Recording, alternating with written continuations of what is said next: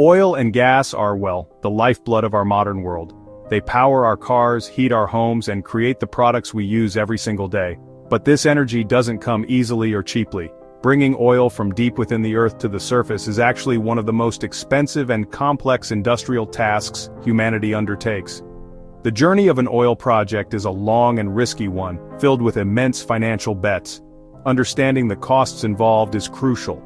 It explains why nations and giant companies pour billions of dollars into these ventures, and it shows how the price of a barrel of oil is shaped long before it ever reaches a refinery or a gas station. Every drop of gasoline starts as a bold idea, an educated guess about what lies miles beneath the ground or the sea. This idea then transforms into a massive project that can last for decades. The costs are enormous from the very beginning, long before any oil is produced. Companies must spend huge sums of money just to find out if oil is even there. These costs continue to grow as they build the vast infrastructure needed to extract it. This essay will walk through the life of an oil project, from the first hopeful search to the final day of production, showing how the money is spent at every step of the way. The story of oil project costs is a story of risk and reward. Companies are betting that the value of the oil they find will be greater than the mountains of cash they spend to get it. This calculation is at the heart of the global energy industry. For governments, these costs are just as important. They often share in the profits, and the projects create jobs and economic growth. Therefore, both the companies and the countries they operate in have a powerful reason to manage these expenses carefully. The success of a project, and indeed, the energy security of a nation, can depend on it. We will explore the different phases of an oil project: exploration, appraisal, development, production, and finally, abandonment. Each stage has its own unique set of challenges and costs. We will look at key ideas like capital expenditures, CAPEX, and operational expenditures, OPEX, which are the two main types of spending. By following a simple, fictional example of an oil field, we will see how these costs add up over time. This journey will make it clear why controlling every dollar is essential for everyone involved, from the boardroom of a major oil company to the government offices of a resource-rich country. The life of an oil field begins with a question: where is the oil? The search for an answer is called exploration, and it's the first and perhaps riskiest phase of the entire process. This is where the great financial gambles are made. Geologists and geophysicists use their knowledge of the Earth to identify areas where oil and gas might be trapped.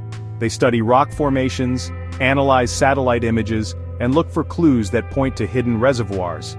This initial work involves teams of highly skilled experts in advanced technology, and it represents the first layer of cost before any drilling even begins. The main tool of modern exploration is the seismic survey. On land, special trucks send vibrations deep into the ground. At sea, ships tow long cables with sensors, using sound waves to create a map of the rock layers below the seabed. These surveys are honestly incredibly expensive. A large offshore seismic survey can cost tens of millions of dollars and take months to complete. The data collected is then processed by powerful supercomputers to create a three-dimensional image of the subsurface. This image helps the company decide the single most promising spot to drill an exploration well, a decision that can make or break the project. Drilling the first exploration well is the moment of truth. It is also one of the most expensive single activities in the entire oil industry. An onshore well in an accessible location might cost a few $1 million. However, an offshore well drilled in deep water can cost over $100 million. This is because it requires a specialized, technologically advanced drilling rig, support vessels, helicopters for crew transport, and round-the-clock operations in a harsh environment. All this money is spent with no guarantee of success. The well might be a dry hole, finding no commercially viable amount of oil. The costs of exploration are therefore pure risk capital. Companies often drill several dry holes before they make a significant discovery.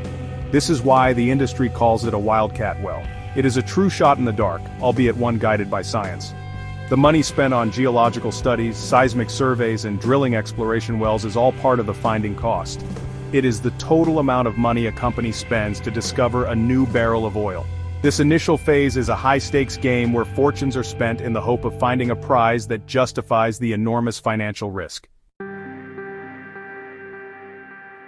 Finding oil with the first exploration well is a moment of great excitement, but it's not the end of the uncertainty. It is only the beginning of the next phase appraisal.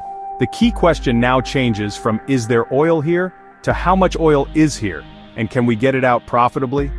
Answering this requires more drilling and more spending. The company must drill several additional wells, known as appraisal wells, around the discovery. These wells help to map the size and shape of the reservoir and understand the properties of the rock and the oil it contains. Each appraisal well is another major expense, often costing as much as the first exploration well. The data from these new wells is crucial. Engineers take core samples of the rock to analyze in a laboratory. They measure the pressure and flow rates to see how easily the oil will move. This information helps them build a detailed computer model of the reservoir. This model is like a digital twin of the oil field deep underground. It allows the company to estimate the total volume of oil in place and, more importantly, how much of that oil is recoverable. Not all oil in a reservoir can be extracted. The percentage that can be is known as the recovery factor. A higher recovery factor makes the project much more valuable. Alongside the technical appraisal, the company begins detailed planning and economic analysis. They must design the entire system to produce the oil. This includes the number of production wells, the type of platform or facility needed on the surface, the pipelines to transport the oil, and all the supporting equipment. Engineers and economists work together to create a full field development plan. This plan is a comprehensive blueprint for the project, outlining the technology, the timeline, and, most importantly, the estimated costs for the next phase. This planning stage itself costs millions of dollars in salaries for the large project team. The appraisal and planning phase ends with a major decision, often called the Final Investment Decision, FID. The company's leadership reviews the field development plan, the estimated costs, the projected oil price, and the potential profits. They must decide whether to commit the billions of dollars needed to build the project or to walk away. This is a critical checkpoint. If the costs are too high, the amount of oil is too small, or the expected oil price is too low, the company may decide that the project is not economically viable and abandon it, even after spending hundreds of millions on exploration and appraisal. Once the final investment decision is made, the project moves into the development phase. This is where the largest amount of money is spent. The goal is to build all the infrastructure needed to get the oil from the reservoir to the market. This massive upfront spending is known as capital expenditure, or CAPEX. It includes all the costs for drilling the production wells and constructing the facilities. For a large offshore project, the CAPEX can easily run into the billions of dollars. This is the industrial heart of the project, turning the plan into a physical reality of steel and concrete. The first major part of development is drilling the production wells. Unlike the few exploration and appraisal wells, a field might require dozens of production wells to drain the reservoir efficiently. Some wells are drilled straight down, while others are drilled horizontally for thousands of feet through the oil-bearing rock to maximize contact with the reservoir. Each of these wells is a complex engineering feat and a significant cost. The company will also drill water or gas injection wells, which are used to maintain pressure in the reservoir and push more oil toward the production wells, increasing the ultimate recovery. At the same time, the surface facilities are built. For an onshore field, this might involve building well pads, a central processing facility to separate oil, gas, and water, storage tanks, and a network of pipelines. For an offshore field, the task is monumental.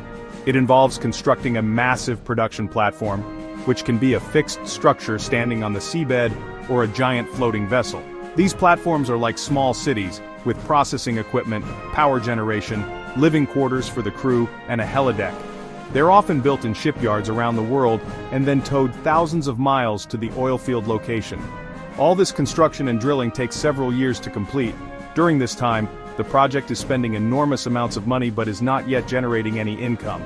The CAPEX phase is a period of intense financial pressure. The costs include not just the steel, equipment, and drilling rigs, but also the labor of thousands of workers, project management teams, and logistics to move people and materials. Managing these massive construction projects on time and on budget is one of the biggest challenges in the industry. Any delays or cost overruns can severely damage the project's profitability. After years of development and billions of dollars in capital expenditure, the moment finally arrives when the first oil is produced. This marks the beginning of the production phase, which can last for 20 to 40 years or even longer. Now, while the huge upfront investment of CAPEX is mostly complete, the spending does not stop. The project now incurs day-to-day running costs, which are known as operational expenditure or OPEX. These are the costs required to keep the oil flowing safely and efficiently. The main goal during this long phase is to maximize production while keeping these operating costs as low as possible. OPEX includes a wide range of ongoing expenses. A major component is the cost of labor. A large offshore platform requires a crew of 100 or more people working in shifts 24 hours a day. This includes engineers, technicians, mechanics, and support staff. Transporting these crews to and from the platform by helicopter is a significant and regular expense. Another key part of OPEX is maintenance. The complex equipment, from pumps and compressors to safety systems, must be constantly inspected, maintained, and repaired to ensure it operates reliably and safely, preventing costly shutdowns or environmental incidents. The energy needed to run the facility is also a major operating cost. The pumps that lift the oil, the compressors that handle the gas, and the systems that separate the oil, gas, and water all consume large amounts of power. This power is usually generated on-site using some of the gas produced from the field. Other operational costs include chemicals used in the production process, logistics and supply vessels that bring food and spare parts, and insurance. Over the decades-long life of a field, these seemingly small daily costs add up to a very large number, sometimes rivaling the initial capex. As the field gets older, production naturally begins to decline. At the same time, operating costs often start to rise. More maintenance is needed for aging equipment, and more energy might be required to pump the oil as reservoir pressure falls.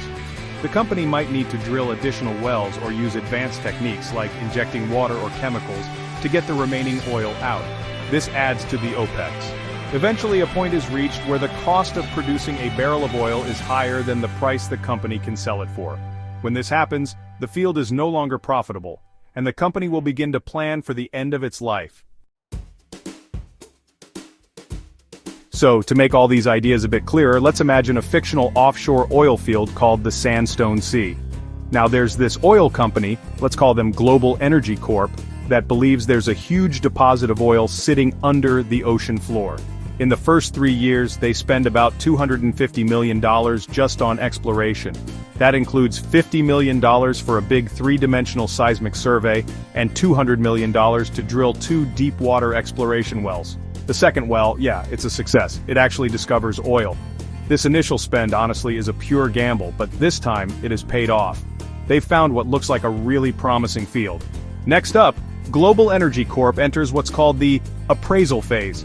Over the next 2 years, they drill 3 more wells to figure out just how big this discovery is. These wells, along with some pretty detailed engineering studies, cost another $300 million. The results? They're good. They estimate the field contains 500 million barrels of recoverable oil. So, the project team puts together a development plan. They decide they'll need a large floating production platform and 20 underwater wells. Based on this plan, they make what's called the final investment decision to move forward, which brings their total spending to $550 million before any construction has even started. Now, the development phase is by far the most expensive part. It takes 4 years to build and install the platform and drill all those wells. The total capital expenditure for this phase is a staggering $5 billion. That includes $2 billion for the production platform, another $2 billion for drilling and completing the 20 wells, and $1 billion for the underwater pipelines and control systems. By the time the Sandstone Sea field produces its first barrel of oil, Global Energy Corp has spent a total of $5.55 billion. This massive upfront investment now has to be paid back by selling the oil over the next 25 years. So now in the production phase, the field finally starts to generate revenue, but it also comes with some pretty significant running costs, what we call OPEX. Every single year it costs $200 million just to operate the Sandstone Sea field. That covers things like crew salaries, maintenance, helicopters, and all the supplies you can imagine. Over its 25-year life, the total operational expenditure will be $5 billion, 200 million times 25 years. And at the end of its life, the company has to pay for abandonment too. Safely removing the platform and plugging the wells is estimated to cost another $1 billion. So, when you add it all up, The grand total cost for the Sandstone Sea project, from the very first survey to the final cleanup, is an immense $11.55 billion. In the world of oil and gas, there are a few key numbers that help companies and governments really understand the economics of a project. One of the first is the finding cost. This is basically the total money spent on exploration divided by the amount of oil discovered. So for our Sandstone Sea field, the exploration cost was $250 million. If they hadn't found oil, all that money would have just been lost. But since they did find 500 million barrels, their finding cost is $250 million divided by 500 million barrels, which comes out to 50 cents per barrel. This number tells the company how efficient its exploration efforts are. A low finding cost is a sign that the exploration program is working well. Once the field is actually producing, the most important number becomes the lifting cost. This is the operational expenditure required to produce just 1 barrel of oil. For the Sandstone Sea field, the annual operational expenditure is $200 million. And, let's say, in its peak years, the field produces 50 million barrels of oil per year. The lifting cost during this time would be 200 million divided by 50 million barrels, which equals $4 per barrel. This cost is absolutely critical. If the global oil price drops to $30 per barrel, the field is still very profitable because the company makes a big margin on every barrel. But if the lifting cost were, say, $25 per barrel, that same price drop would make the project much less attractive. Governments also care a lot about costs because of something called cost recovery. In many countries, the government enters into a contract with the oil company that allows the company to recover its costs, both capital and operational expenditure, from the revenue generated by selling the oil before it has to share profits with the government. For example, the agreement might say the company can use up to 70% of the oil revenue each year to pay back its $11.55 billion total investment. Once those costs are fully recovered, the government's share of the profit often increases a lot. This system of cost recovery is why governments really pay close attention to what the company is spending. Every dollar the company claims as a cost is a dollar that comes out of the shared revenue before the government gets its share. So, governments have a strong incentive to audit the company's expenses and make sure they're legitimate, reasonable, and directly related to the project. This way, companies can't just inflate their costs to reduce their profit-sharing payments. The concepts of finding cost, lifting cost, and cost recovery, these are really the fundamental economic pillars that determine whether an oil project is a success for both the company and the host country. Given the colossal sums of money involved, controlling costs is, honestly, a top priority for everyone in an oil and gas project. For the oil company, poor cost control can turn a promising project into a financial disaster. Just a 10% cost overrun on a $5 billion development project means an extra $500 million in spending. That directly reduces the project's profitability and can delay the time it takes for the company to see a return on its massive investment. Because of this, companies have large teams dedicated to project controls, procurement, and contract management, all focused on keeping spending in line with the budget. Companies use several methods to manage costs. It all starts with a very detailed budget created during the planning phase. Then, during development and production, every single expense is tracked and compared against this budget. Project managers hold regular meetings to review spending and spot any potential problems early on. They also use careful procurement strategies, negotiating hard with suppliers and contractors to get the best possible prices for equipment and services. For huge items like a production platform, they might even ask several shipyards to bid for the construction contract, which creates competition and helps drive down the price. Managing the project schedule is also absolutely critical because delays almost always lead to higher costs. Governments play an equally important role as financial watchdogs. Like we saw with cost recovery, governments have a direct interest in making sure the costs claimed by the company are accurate and justified. To do this, government bodies, like a Ministry of Petroleum or a national oil company, have the right to audit the oil company's books. They hire teams of expert auditors who examine all the invoices, contracts, and financial records related to the project. Their job is to verify that the spending actually happened and that it was really necessary for the petroleum operations. This auditing process is a crucial form of oversight. Auditors look for any unreasonable or ineligible costs. For example, if a company tried to claim the cost of a luxury corporate jet as a project expense, the government auditors would definitely reject it. They make sure all costs are consistent with the terms of the legal agreement between the company and the state. This system creates transparency and accountability. It helps build trust between international oil companies and their host governments, making sure the country gets its fair share of the value generated from its natural resources. Effective cost control and auditing are absolutely essential for a healthy and mutually beneficial partnership. The journey of an oil field, from a geologist's hopeful map to a silent decommissioned site, is really a story written in numbers, risk, and immense industrial effort. We've seen that this is a business of huge upfront costs. Billions of dollars have to be invested in exploration, appraisal, and development long before a single dollar of revenue is earned. This massive capital expenditure is, in a way, a bet on the future, a wager that the value of the oil buried deep in the earth will justify the enormous expense and complexity of bringing it to the surface. This reality shapes the entire structure of the global energy industry. Throughout the project's long life, cost control isn't just good practice, it's absolutely essential for survival and success. During the production phase, managing the daily operational expenditures, or lifting costs, determines the project's profitability year after year. A well-managed project keeps these costs low, which means it can stay profitable even when oil prices fall. This financial discipline benefits the company's shareholders, but it's just as important for the host country, which shares in the project's success through taxes, royalties, and profit-sharing mechanisms that all depend on accurate cost accounting. Finally, the story of an oil field reminds us how important it is to plan for the entire life cycle, including the end. The final phase, abandonment, comes with its own significant costs and responsibilities.